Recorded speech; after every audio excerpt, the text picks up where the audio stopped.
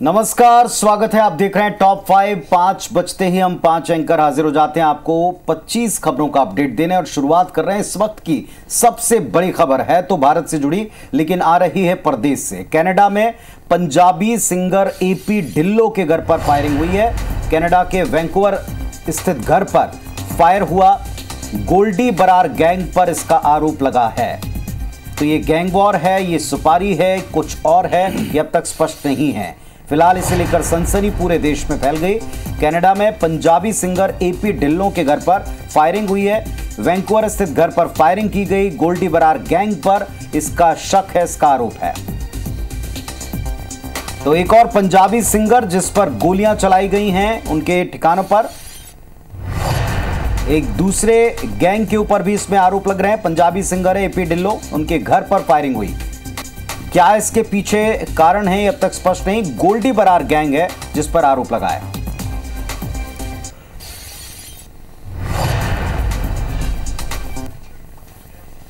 तो एक और बड़ी खबर से आपको अपडेट कर दें। इंदौर को बड़ी सौगात मिली है। मनमाड़ के बीच नई रेल लाइन को मंजूरी दे दी गई है। मोदी कैबिनेट ने 309 किलोमीटर की योजना को मंजूरी दी है। 18,000 करोड़ रुपए प्रोजेक्ट के लिए मंजूरी यहां पर दी गई है। मध्य प्रदेश के इंदौर, धार, खरगोन, बड़वानी जिले इससे जुड़ पाएंगे। महाराष्ट्र के धुलिया, नासिक जिलों को भी इस रेल लाइन से अब फायदा मिलने वाला है। तो प्रोजेक्ट में 34 नए रेलवे स्टेशन बनेंगे और 300 छोटे बड़े पुल के अलावा 20 किलोमीटर लंबी 9 सुरंगें अब यहां पर बनाई जाएंगी।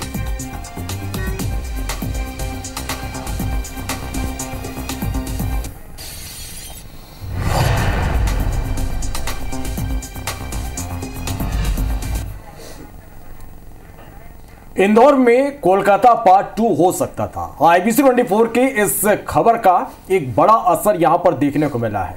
महिला डॉक्टर के साथ पेशेंट अटेंडर मोनू जैन ने बदसलूकी की थी। बदसलूकी मामले में MGM मेडिकल कॉलेज में जांच समिति गठित कर दी गई है। 4 सदस्यीय जांच समिति गठित की गई है। समिति में MY अस्पताल के ही 4 डॉक्टरों को शामिल किया गया है। मेडिसिन के विभाग अध्यक्ष, मेडिसिन के सहायक प्राध्यापक, सहायक अधीक्षक समेत मेडिसिन RMO इस समिति में शामिल है। तो इंदौर में MY में डॉक्टर के साथ हुई बदसलूकी मामले में अटेंडर के भाई अमलेंद्र जैन का बयान सामने आया है। उन्होंने कहा कि पेशेंट को जरूरत पड़ने पर डॉक्टर को मोनू बुलाने गया था। मोनू ने केवल दरवाजा बजाया था, पीटने की जानकारी नहीं है। मोनू नशा नहीं करता है।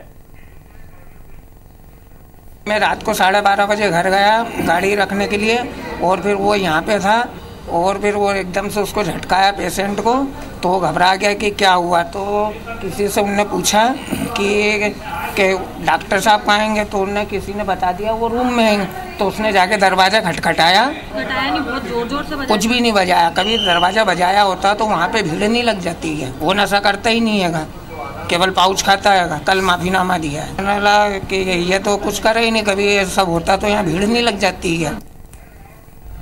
तो इस मामले पर प्रतिक्रियाएं भी आनी शुरू हो चुकी हैं। इंदौर की इस घटना पर भारतीय जनता पार्टी के प्रदेश अध्यक्ष VD शर्मा का बयान सामने आ चुका है। VD शर्मा ने कहा है कि समाज में विकृत मानसिकता के लोग मौजूद हैं। MP में शासन का अलर्ट है, इस तरह की घटनाओं पर अंकुश लगना चाहिए। समाज में विकृत मानसिकता के लोग हैं तो इस प्रकार के लोग इस प्रकार की चीजें करने का प्रयास करते हैं, लेकिन मध्य प्रदेश के अंदर सजगता के साथ उन्हें कैसे सुरक्षा मिले और कैसे इस प्रकार की चीज़ों से लोगों को रोका जाए, इस पर बहुत अलर्टनेस के साथ शासन प्रशासन भी काम कर रहा है, समाज में भी लोग भूमिका निभा रहे हैं। इसलिए मैं ऐसा मानता हूं कि इस दिशा में मध्य प्रदेश या कोई भी राज्य हो, इस प्रकार की चीज़ों पर कड़ाई से हमें इसको रोकने का प्रयास करना चाहिए। तो इंदौर की घटना पर मध्य प्रदेश के स्वास्थ्य मंत्री नरेंद्र शिवाजी पटेल का बयान सामने आया। इंदौर की घटना पर सरकार सख्त हुई है। घटना में विभागीय व्यक्ति की संलिप्तता की आशंका है। व्यक्ति संलिप्त हुआ तो विभाग से हटाया जाएगा। महिला डॉक्टर के साथ हुई घटना अत्यंत गंभीर है। ये जो घटना का उल्लेख आपने किया उसके लिए हमने 4 सदस्यीय एक कमेटी बना दी है। 24 घंटे के अंदर उसको कहा है वो अपनी रिपोर्ट देंगे। जैसे ही रिपोर्ट आएंगी जो भी दोषी लोग होंगे उनके खिलाफ सख्त कार्रवाई हम लोग करेंगे।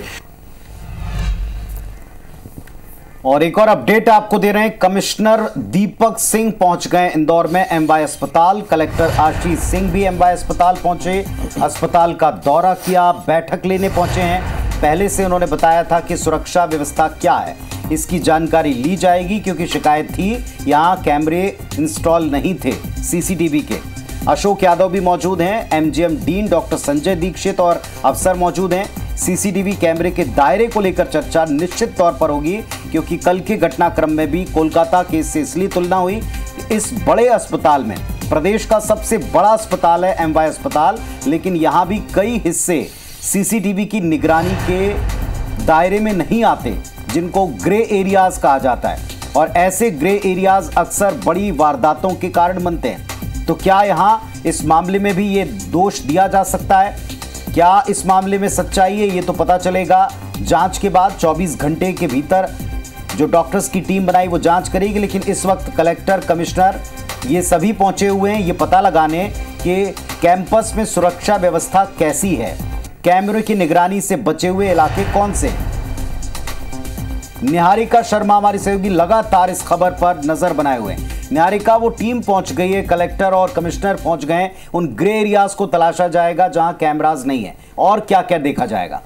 जी बिल्कुल, देखिए पुनीत, आप सही कह रहे हैं। IBC 24 की खबर का एक बड़ा असर हुआ है, जिसके बाद प्रशासनिक हलचल जो है वो भी हमें देखने को मिली है।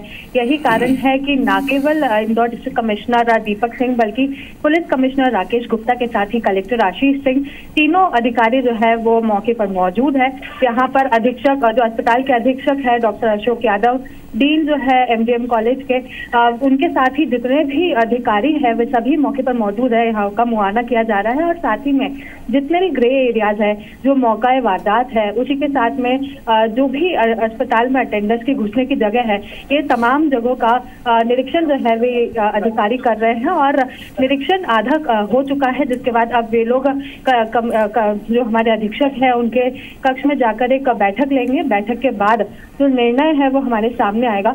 एक बहुत बड़ा खुलासा जो है वो IBC 24 ने एमवाय अस्पताल को लेकर किया था, जिसके बाद से लगातार इस मामले में कार्रवाई जो है वो हमें होती हुई दिख रही है। और अब जो अधिकारी है वो भी मौके पर आ चुके हैं और अब उसमें आगे की कार्रवाई जो है वो अधिकारियों द्वारा की जा रही है। जी बिल्कुल, तो निहारिका हमको दिखा भी रही हैं, बता भी रही हैं, और एमवाय अधीक्षक, MGM कॉलेज के डीन और साथ में कलेक्टर, कमिश्नर, ये सभी बड़े अफसर पहुंच गए हैं कैंपस में। ये सबसे बड़ा जो प्रदेश का सरकारी अस्पताल है, इसमें देखें आप, ये देखें आप, ये सीसीटीवी कैमरे का मुआयना करते हुए हैं तो बहुत से कैमरे, लेकिन इसके बावजूद कैंपस इतना बड़ा है कि क्या बाकी जगहों के कैमरे जो बंद हैं वो ब्लैक स्पॉट तो नहीं बन गए? कुछ ऐसे ग्रे एरियाज तो नहीं है जहां कैमरे लगे तो हैं लेकिन काम नहीं करते? क्या ऐसे स्पॉट्स तो नहीं है जहां रात्रि के समय क्या हो रहा है इसकी जानकारी इन कैमरों में दर्ज नहीं हो पाती? इन सब एरियाज को चेक किया जाएगा। वैसे भी कोलकाता वाली घटना के बाद ये तय हुआ था, ये सरकारों ने कहा था, निर्देश दिया था, कलेक्टर्स के निर्देश थे, कलेक्टर्स को भी निर्देश थे कि आप जाकर अस्पतालों में सुरक्षा व्यवस्था के 2 मानकों पर पूरी तरह से चेकिंग करें। एक तो सीसीटीवी कैमरे हैं कि नहीं, चालू हैं कि नहीं। दूसरी बात यह कि रात्रि के समय जो भी डॉक्टर्स या पैरा स्टाफ, स्पेशली महिला स्टाफ जाता है, उनको आने जाने की फैसिलिटी दी जाए रात्रि के समय, यानी उनको कैब व्यवस्थाएं दी जाएं। लेकिन क्या ये तय हो पाया अब तक सभी अस्पतालों में, ये प्रशासन को भी जानकारी संभवतः नहीं। और इसी बारे में IBC 24 ने इस घटना के बाद सारे फैक्ट्स को रखा। अब एक 5 सदस्यों की कमेटी है जो 24 घंटे में इस पर्टिकुलर घटना की जांच करेगी जिस पर इतना बवाल है। परिजनों को आपने सुन लिया, वे कहते हैं कि जिसके ऊपर आरोप लग रहा वो कभी नशा नहीं करता, उसने सिर्फ नॉक किया था, बुलाया था, दरवाजा जोर से खटखटाया नहीं था। ऐसा होता तो हंगामा हो जाता, लोग जमा हो जाते। दूसरा पक्ष है डॉक्टर्स का, जो कहते हैं कि वहां महिला डॉक्टर बुरी तरह घबरा गई क्योंकि दरवाजा जोर जोर से पीटा गया। तीसरा पक्ष है अस्पताल प्रशासन का, जो ये कहता है कि दोनों पक्षों को सुनने के बाद फिलहाल सबसे पूछताछ जरूरी है। और चौथा पक्ष है प्रशासन का, जिसके कहने पर एक जांच टीम बना दी गई है जो 24 घंटे में अपनी रिपोर्ट सबमिट करने वाली है। और इन सब के बीच में तैयारी की जा रही है कि क्या और किन किन इलाकों में सिक्योरिटी के ब्रीच हैं और वहां सिक्योरिटी टाइट की जाएगी। कलेक्टर आशीष सिंह और कमिश्नर दोनों पहुंचे हुए हैं, दीपक सिंह। अच्छा, जिसमें वीडियो चल रहा है। और देखें आप, सीसीटीवी का ही मुआयना कर रहे हैं। आज के दौर में सीसीटीवी सबसे प्राइम एविडेंस होता है। अगर सीसीटीवी लगा होता तो उसमें देखकर बताया जा सकता है कि ये जोर जोर से दरवाजा खटखटा रहा था या फिर इस घटना को अलग रंग दिया गया। फिलहाल ये स्पष्ट नहीं है क्योंकि वहां कोई कैमरा था या नहीं था, इस बारे में कोई भी क्लियर बातचीत अब तक सामने नहीं आ पाई। तो एमवाई अस्पताल अधिकारी पहुंचे हैं बैठक लेने। संभाग कमिश्नर हैं, कलेक्टर हैं, पुलिस कमिश्नर हैं, अधीक्षक, उप अधीक्षक, मेडिकल कॉलेज के डीन हैं। प्रदेश के सबसे बड़े अस्पताल में भी सिक्योरिटी के सारे इंतजाम नहीं पाए गए और अब उन्हीं इंतजामों को दुरुस्त करने के लिए आदेश हो सकता है। कुछ समय अवधि तय हो सकती है कि जिसमें ये सारे कैमरे इंस्टॉल करने होंगे। हैरत की बात है, इतनी बड़ी घटना के बाद भी कोई सबक नहीं लिया गया, सिर्फ बातें हुई और 4 दिन बाद मामला ठंडा। इस बार भी अगर ये घटनाक्रम नहीं होता तो संभवतः ये बात ना होती। ये देखें आप, कलेक्टर साहब दिख रहे हैं, कमिश्नर भी दिख रहे हैं, अधीक्षक, उप अधीक्षक, एमजीएम कॉलेज के डीन, सारे वरिष्ठ अधिकारी सब अपने अपने विभागों के जिम्मेदार अफसर हैं, पहुंचे हुए हैं।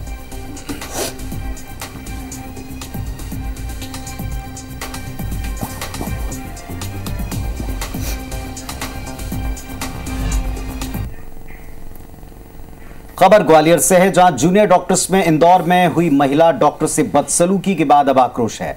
जूनियर डॉक्टर्स कहते हैं कि जय आरोग्य अस्पताल और जीआरएमसी मेडिकल कॉलेज में भी कई डार्क स्पॉट्स हैं। यहां कभी भी कोई भी घटना घट सकती है। कॉलेज और अस्पताल कैंपस में कई बार असामाजिक तत्व घूमते हैं, शिकायतें करते हैं, लेकिन यहां भी नतीजा सिफर। तो मध्य प्रदेश में जूनियर डॉक्टर्स एसोसिएशन इंदौर की घटना के बाद एकजुट हो गया है और एसोसिएशन ने राज्य सरकार से मांग की है कि जो आदेश डॉक्टर्स की सुरक्षा के लिए जारी किया गया है उसे जल्दी लागू किया जाए। एसोसिएशन के सचिव सिद्धार्थ कीमती ने कहा है कि इंदौर की घटना की हम कड़ी निंदा करते हैं, ये बहुत ही गलत हुआ। ये घटना दर्शाती है कि अभी भी डॉक्टर्स और जूनियर डॉक्टर्स की सुरक्षा की मांग का समाधान नहीं हो पाया है।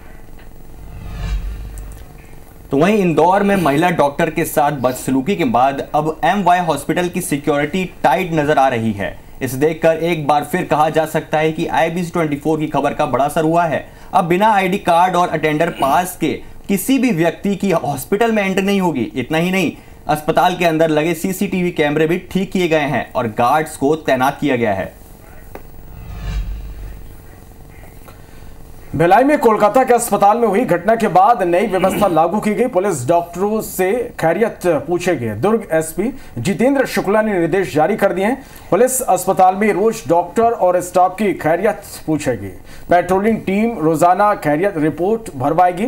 पुलिस अपने क्षेत्र के अस्पताल में विजिट करेगी।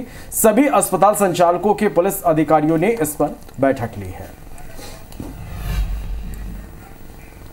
पश्चिम बंगाल के उत्तर 24 परगना में एक बड़ा बवाल हो गया है। नाबालिग से छेड़छाड़ के बाद ये बवाल की स्थिति बनी है। लोगों ने आरोपी के घर में तोड़फोड़ की है और भीड़ ने सड़क पर बड़ा प्रदर्शन किया।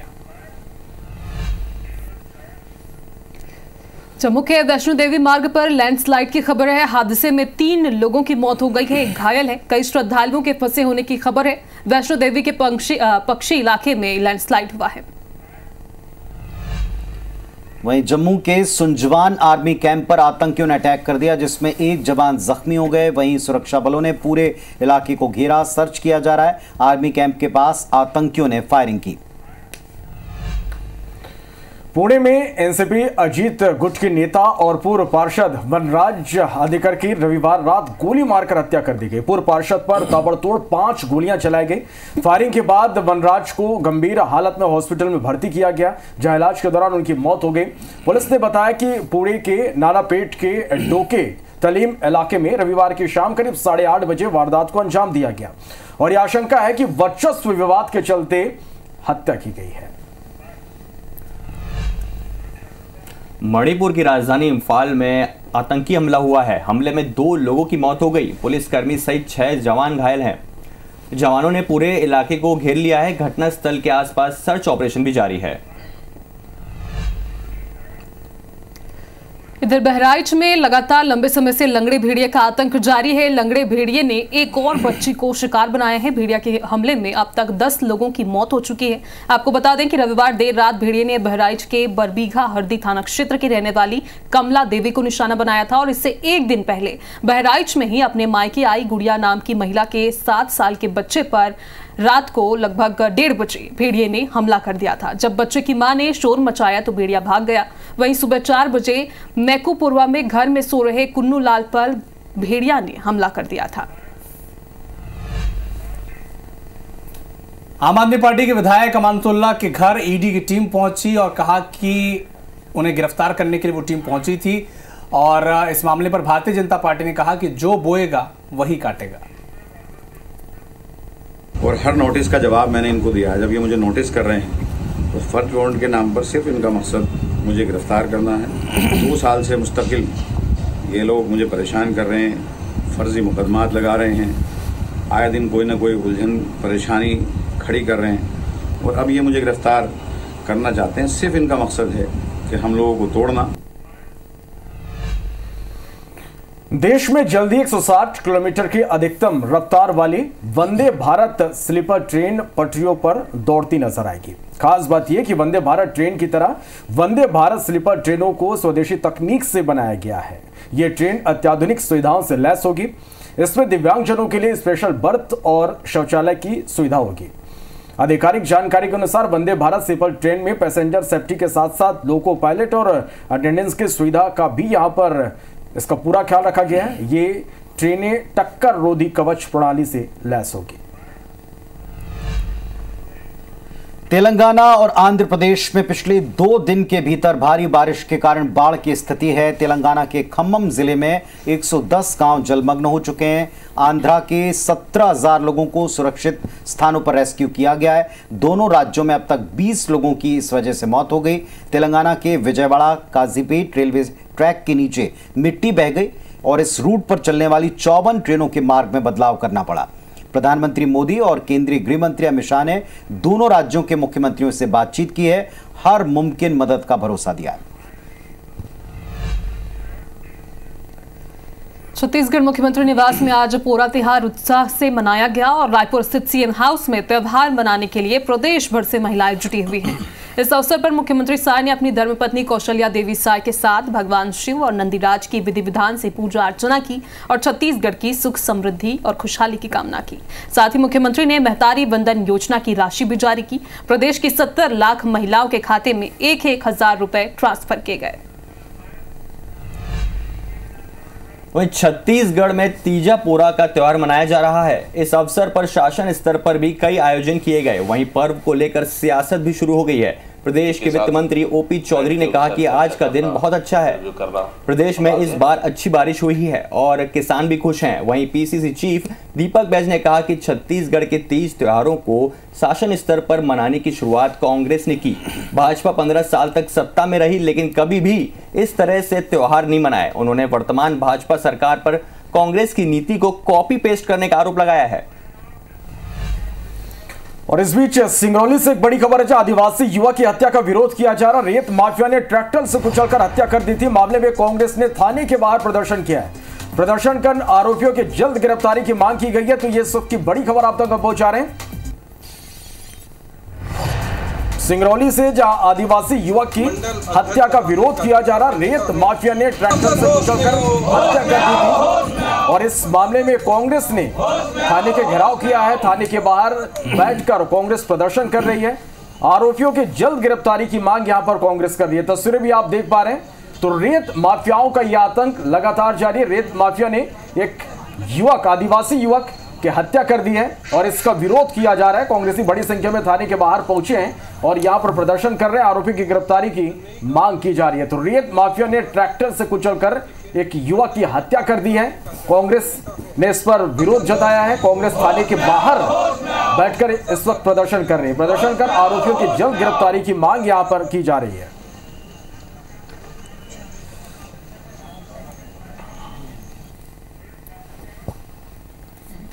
तो लगातार क्राइम बढ़ रहा है और छत्तीसगढ़ में चाकूबाजी की वारदातें थमने का नाम नहीं ले रही हैं। इस बार मठपुरैना में नाबालिग ने युवक पर चाकू से हमला कर दिया। गंभीर रूप से घायल शख्स को इलाज के लिए अस्पताल में भर्ती किया गया है। पुलिस फरार नाबालिग की तलाश में जुटी हुई है।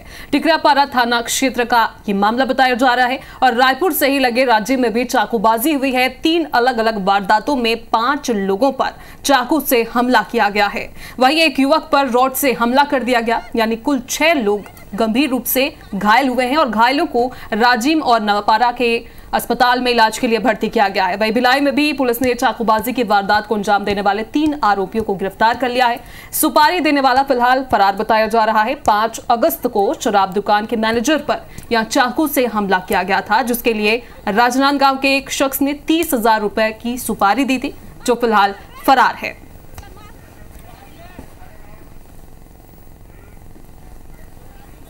तो टॉप 5 में अभी के लिए बस इतना ही, लेकिन IBC 24 पर खबरों और अपडेट का सिलसिला लगातार जारी है। बड़े विषयों पर डिबेट देखना मत भूलिए। अभी हमको इजाजत दीजिए। नमस्कार।